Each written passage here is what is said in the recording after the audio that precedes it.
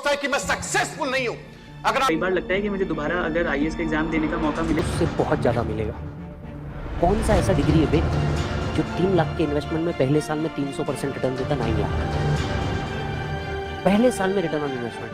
चलिए एक छोटा सा पार्ट ऑफ मोटिवेशन समझाता हूँ, जरा ध्यान से सुनना। इसको 2 मिनट के लिए बाजू करो, सिर्फ समझना अपनी क्या इच्छा है आज के दिन। सबसे पहला, जिस दिन सीए कंप्लीट करोगे, सीए कंप्लीट करके तुमको पहला सैलरी आएगा। अगर 9 लाख के हिसाब से टीडीएस वीडीएस कट करके भी माना तो 68,000 का पहला सैलरी आएगा। 68 to 70,000 का पहला सैलरी आएगा।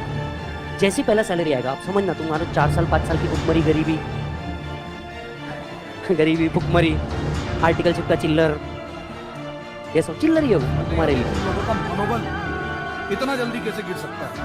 जीभ जल जाने पर तुम लोग चाय पीना नहीं छोड़ते हो, दिल जल जाने पर तुम लोग इश्क करना नहीं छोड़ते हो, लेकिन एक बार अगर परीक्षा में फेल हो जाओ तो पढ़ना जरूर छोड़ देते हो।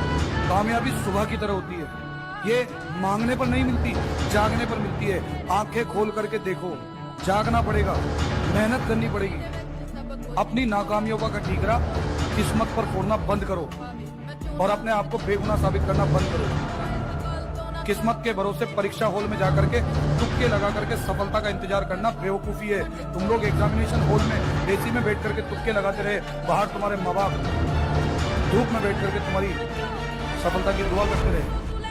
खुद को त्यागना पड़ता है खुद को बनाने के लिए, अपने आप को दांव पर लगाना पड़ता है अपनी जिंदगी बनाने के लिए। आंखें खोलो, जागो, सुबह तब होगी जब जागोगे, मांगते रहने से सुबह नहीं होगी।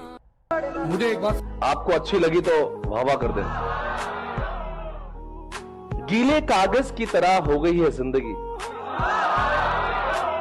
गीले कागज की तरह हो गई है जिंदगी, कोई लिखता भी नहीं कोई जलाता भी नहीं।